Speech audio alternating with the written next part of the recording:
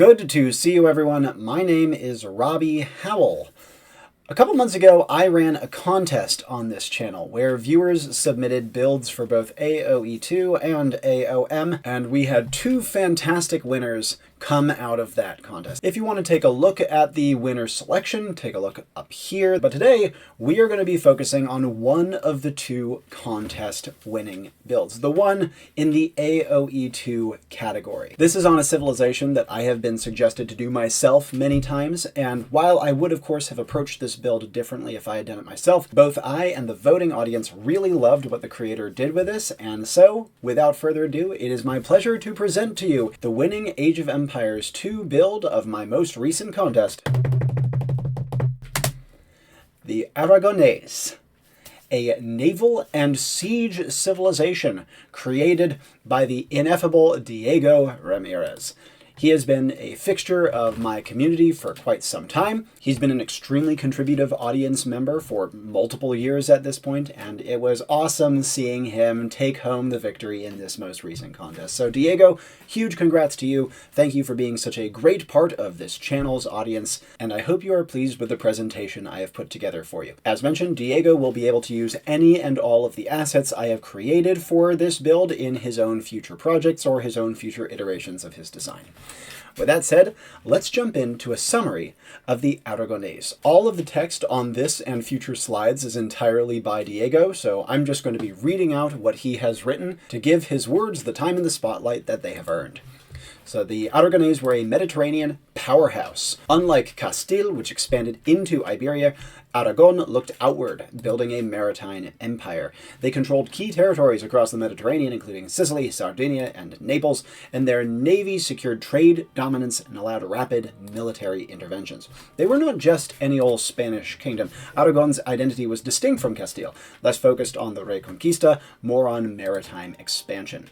Its rule stretched over culturally diverse regions, blending Latin, Greek, and Arab influences together. They were a bridge between East and West, shaping the Mediterranean world for centuries. Now let us move on to the history section, where Diego actually prepared a rather beautifully put together piece, so I'm actually going to turn off my camera and just let his words speak for themselves. The Kingdom of Aragon started as a small feudal state in the Pyrenees, but everything changed in 1337 when it united with Catalonia. This wasn't just a political marriage, it was a fusion of two different worlds, the warlike, land-based traditions of Aragon and the merchant-driven naval ambitions of Catalonia. Unlike Castile, which focused on conquering the heart of Iberia, Aragon looked outward to the Mediterranean. Their first major expansions weren't into Spain, but rather into the Balearic Islands, Valencia, and even southern France. Each conquest brought them wealth, trade, and a unique mix of Latin and Iberian cultures.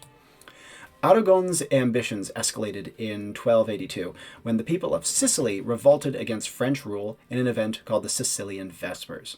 The Aragonese saw an opportunity and stepped in, securing the island for themselves. This wasn't just another conquest. It made Aragon a key player in Italy, bringing them into conflict with the papacy and the Kingdom of France. Over the next century, Aragon expanded further, gaining Sardinia, Corsica, and eventually Naples. Their powerful navy and mastery of siege warfare allowed them to dominate key ports, threatening the influence of both Venice and Genoa. At this point, Aragon was no longer just an Iberian kingdom. It was a true Mediterranean empire. By the 15th century, Aragon had reached its height under Alfonso V and later Ferdinand II. These rulers consolidated the kingdom's holdings and strengthened its influence over the Mediterranean trade routes. Alfonso V took Naples by force in 1442, securing Aragon's place as a major power in Italy. This was more than a military victory. It was a statement that Aragon could go toe-to-toe with the greatest European powers. Meanwhile, the fueros, Aragon's legal charters, ensured a delicate balance between the monarchy and the nobility. Unlike other centralized kingdoms, Aragon maintained a decentralized system where cities and nobles retained significant rights, an early form of constitutional governance. Aragon's destiny changed forever in 1469, when Ferdinand II of Aragon married Isabella I of Castile. This wasn't just a royal wedding. It was the foundation of what would later become Spain. However, for decades, Aragon and Castile remained separate states, each with its own laws and traditions. While Castile focused on the New World, Aragon continued its dominance in the Mediterranean. However, over time, Castile's wealth from the Americas overshadowed Aragon's power. The final blow came after the War of Spanish Succession, 1701 to 1714, well beyond the AOE2 timeframe, when Aragon backed the losing side. As punishment, the victorious Bourbon dynasty abolished the fueros in 1716, stripping Aragon of its autonomy and fully integrating it into Spain. Despite its absorption into Spain, Aragon's legacy endures. The Aragonese naval and legal traditions helped shape Spanish governance, particularly in its Mediterranean territories.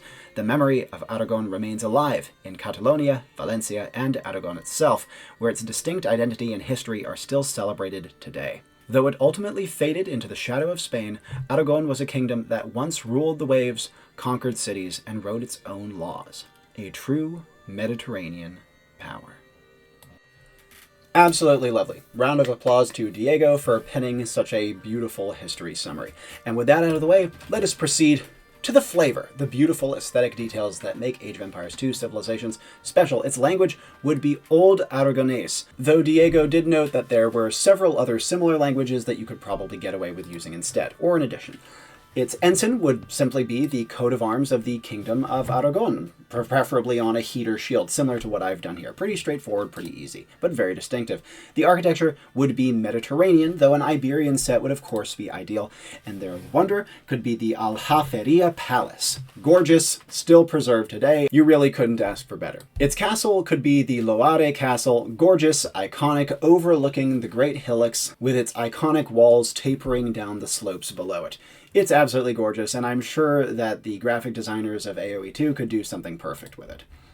On to their campaign, Diego thought that the best choice for a campaign would be Roger de Flor, leading the legendary Catalan companies in campaigns all over the Mediterranean. Not only is this a great story that very much exemplifies Aragon's dominance during its peak, but it would also feature tons of civilizations. Sicilians, Franks, Byzantines, Turks, Burgundians, and a Crusader state civilization like the Outremarins, which I proposed way back in the day. Go take a look at that up here. So there'd be huge civ diversity. Another consideration he gave, however, was that of an overarching story of Aragon's rise, which he titled The Crown of the Seas, which, especially if Roger de Flor was a problem for whatever reason, this would be a great, if somewhat generic, replacement. If you want to see some AI player names, take a look on screen right now, but barring that, let us move on to major themes, again all by Diego. First, Masters of Siege Warfare.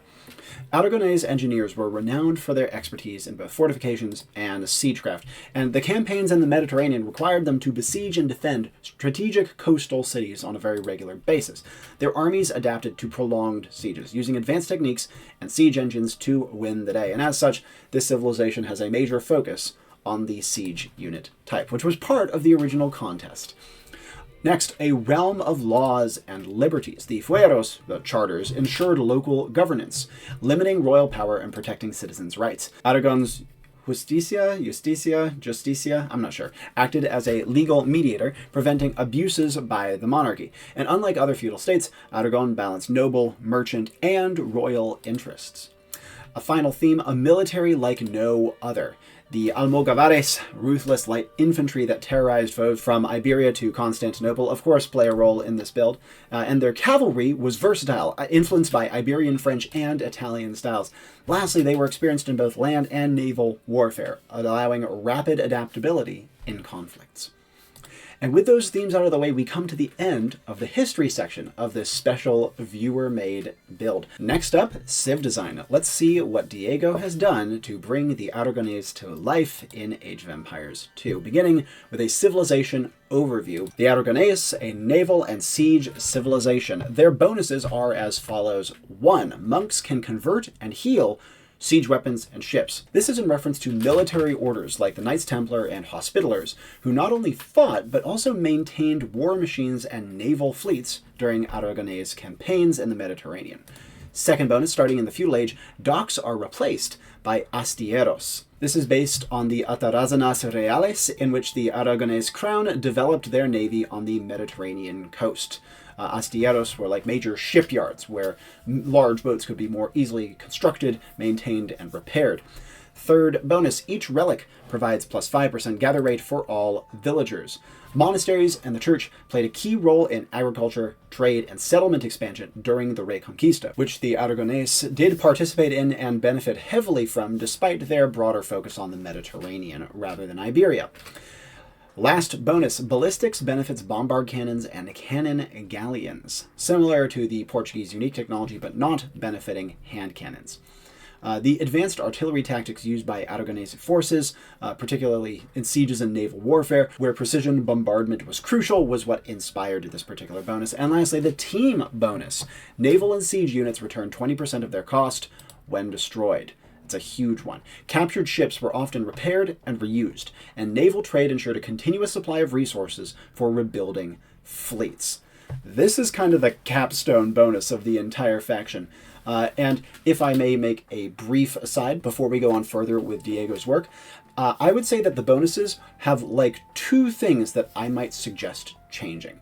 One being, I think that team bonus is too powerful, especially in like large 4v4 water maps. And I think it probably would be better as a civ bonus. Maybe scaling by age if you wanted to make it a little stronger. Instead, you could maybe stick the monks healing siege weapons and ships down there. You could even make it so that they no longer can convert siege without redemption through that bonus if it felt too powerful. That feels like something much more fair to share with your team.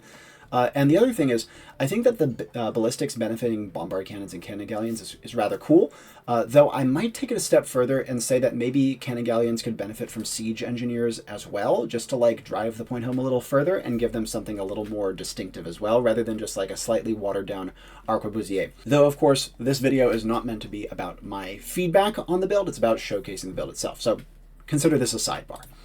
Next, unique unit. The Almogavar.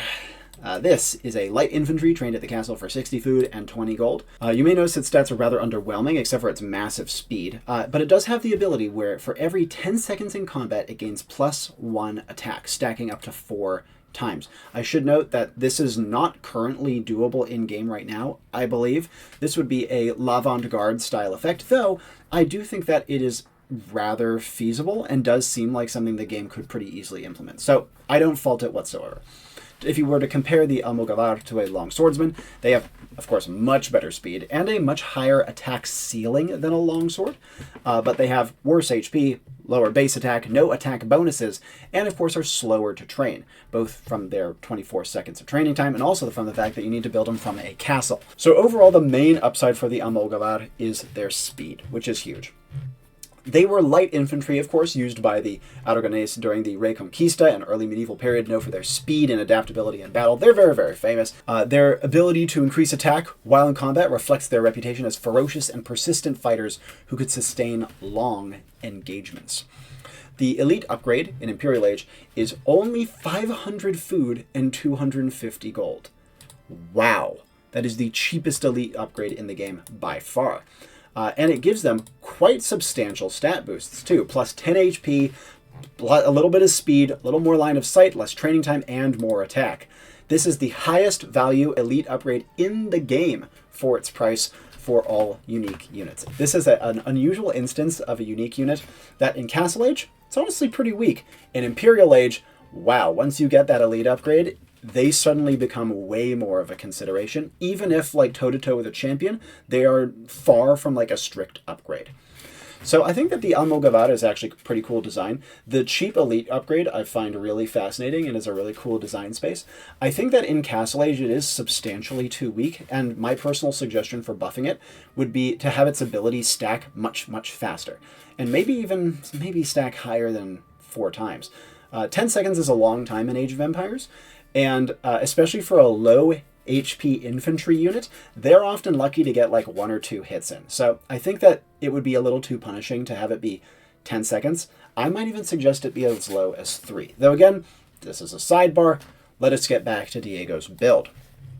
Next, The unique building unlocked through their civilization bonus, the Astillero. This, again, is available in Feudal Age, replacing the dock outright. Built for 100 wood and 100 stone over 40 seconds. Its stats are as follows, if you want a comparison with what this actually means. I'll get to it in a second. And an aura, 10-tile aura, that makes so that ships regenerate 5 HP per second outside of combat. That is massive. Absolutely massive. Additionally, ships trained from this building gain +1 range and bonus pierce armor in Feudal, Castle, Imperial. To compare it to a dock, the Astillero has those two monstrous abilities.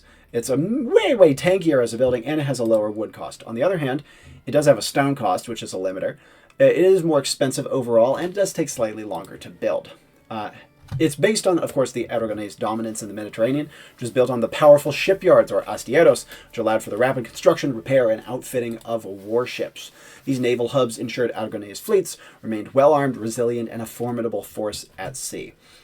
I think this might be the single strongest water bonus in the game. I think these things are terrifying and will be not only extremely hard to get off the map once you place it down, but they will make Aragonese fleets be able to outgun and out-endure almost anything, though with a little bit of extra micro. In my personal opinion, I would personally make a couple of changes to this building. One, make it available in Castle Age. Two, have it be an upgrade on top of a dock. We can do that now! I think when Diego first created this build, you weren't able to do that, so no shame whatsoever. But yeah, I think an upgrade on top of a dock would make sense. And also, I would tone down the aura. The aura, I believe, is currently a l'avant-garde style effect, because I don't know if you can do HP regen outside of combat yet. If so, but again, it's like a borderline l'avant-garde. It feels like something that the game could do very easily, so I don't fault it. The other ability, where ships trained from this building get stat bonuses, that one I'm not sure what to do with. Like, I think that one would be quite hard to implement. Maybe there's a way to do it. I'm not sure, though. I'm not sure there's a way to data mod that in. Cool effect for sure, but I do think it's rather terrifying. Maybe there's another way to do this effect that would make it, like, slightly less scary. Again, could maybe have it be another part of the aura, like giving armor or something. Maybe if we get an aura that gives range, could maybe do that. Or maybe have it be like a special technology only researchable at the Astillero in Imperial Age that gives like +1 range and some pierce armor, but is pretty expensive. That could be a fair way to do it too. Either way, a very, very cool building. Though very scary. I would not be brave enough to put one of these on my own build. But I think the theming of it is beautiful, and it certainly does a great job of making you think. Let us move back to Diego's build. Unique technologies. 1. Fueros in Castle Age.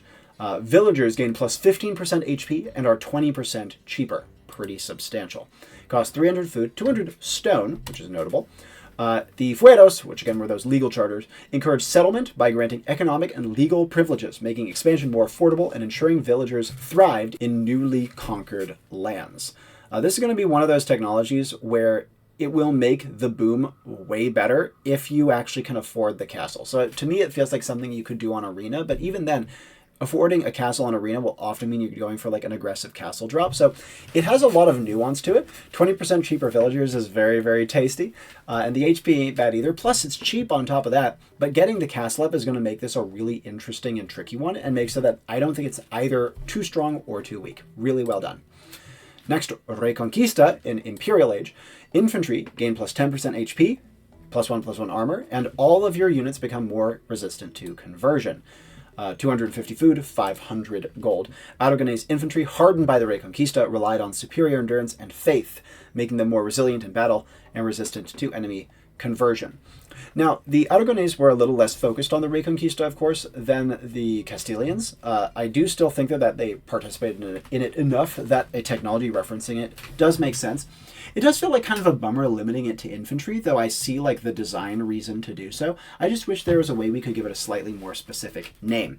That said, this is going to be very, very important for your unique unit as this faction. Plus, like, your entire barracks is pretty solid, so this is just a good technology and will make your infantry a very, very viable option to back up your siege. I think balance-wise, it's well done. Next, let's talk about tech tree grades, all of which are done in full by Diego. First of all, infantry, a B+. They only miss gambesons. They have a unique unit that's infantry, and they have the unique Reconquista technology. While they don't have any explicit bonuses for infantry, and all of these like benefits are like late game oriented, I still think you could maybe justify an A-. It is quite a good barracks. Archers, it is a C. They miss crossbow, like current Spanish. They miss cavalry archer, double, and they miss Parthian text. But other than that, it is perfect. Those are big misses, though. So while I think a C might be a little too harsh, no crossbows or cavalry archers is brutal. The C makes good sense to me. Next, cavalry, a B-. They actually have a perfect stable besides plate barding armor, but they have no special bonuses whatsoever. You could maybe argue a B because they have paladin, but I think the B- is a respectable pick. Next, siege. It is an A+. They get a bonus to their bombard cannons, their monks can heal siege weapons, and siege refunds cost when destroyed. Those are an excellent slew of bonuses, especially the refunding cost thing. I think the A+ is justified. Next, defenses. They have a bonus for ballistics and a literally perfect university tech tree, though they, of course, don't have any explicit bonuses, and they are rather stone-hungry between their Fueros unique technology and, of course, the Astillero. I can see that being a slight nerf to defenses. I would probably bump it up to a B+, but I still think the B is respectable. Next, Navy, A+. They have a unique benefit for their cannon galleons. Their monks can heal ships, ships refund cost, and they have the terrifying Astillero. That, for sure, merits an A+ to me. I think in current condition, the Astillero would make them the best navy in the game, and even with some of the changes I proposed, they would still be fantastic on water. The ship's refunding cost thing by itself is a great, great bonus. A+ for certain. Economy. They don't miss a single technology, and they have not only Fueros, but also they have the relics increasing gather rate. Diego puts this at an A. I personally think I would drop it a little lower, given that the relic bonus is not only contingent on you getting relics, but it's also something that doesn't kick in till Castle Age. But also Fueros, while it is quite powerful, you also need to wait till Castle Age and build a castle to get. I think I would drop the economy personally down to like a B+-ish. A- could be justified for sure, just because they have nothing going for them in the early game until you can either get relics or build a castle. And those are both pretty tall orders. Still, they got a great economic tech tree if nothing else. And lastly, monks, A-. They don't have redemption, but they don't really need redemption because they heal, they can convert siege and ships already. They can also heal both those units, making monks even more useful. And relics increasing gather rate means that you almost certainly want to build monks on the regular. I agree with the A-. And now that we have an idea of the Aragonese tech tree as created by Diego, let's take a look at his idea for their game plan. For one, their early game. It's a C. I would agree with this grade, might even drop it lower.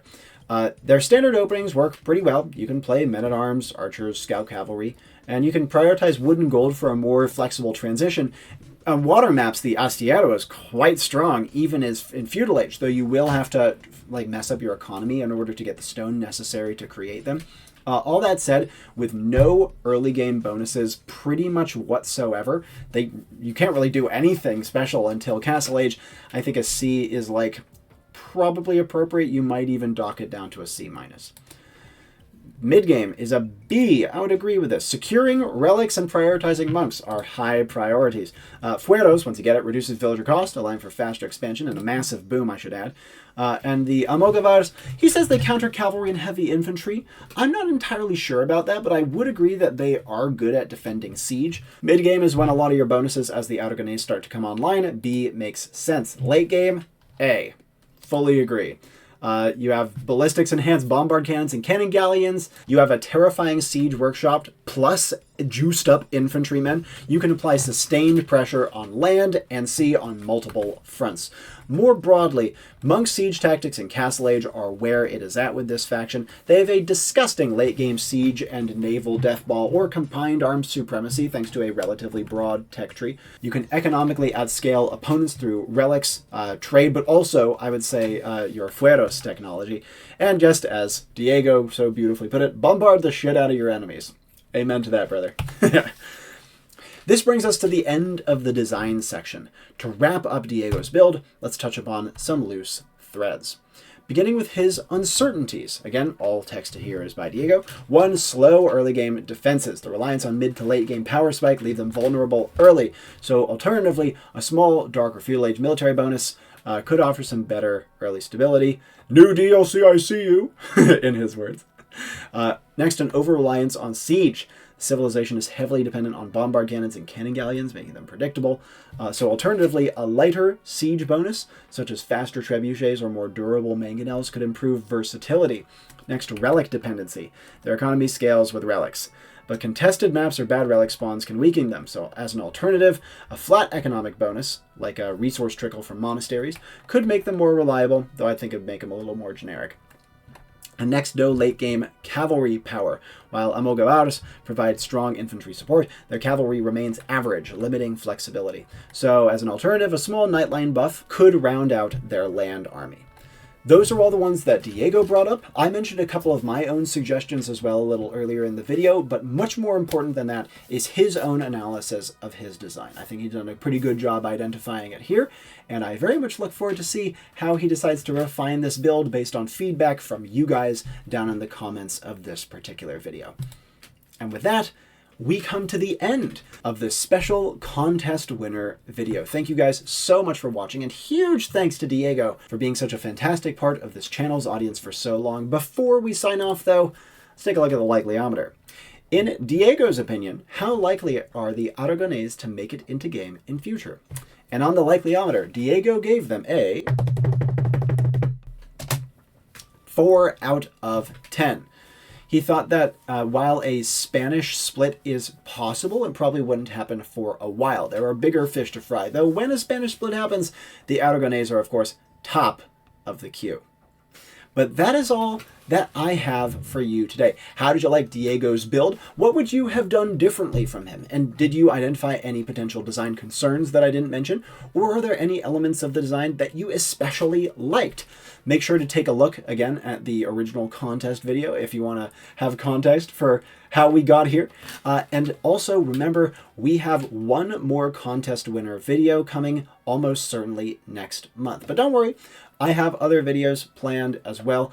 It's been a very busy month for news, which means that I get to make a bunch of low-effort trash videos that people seem to like.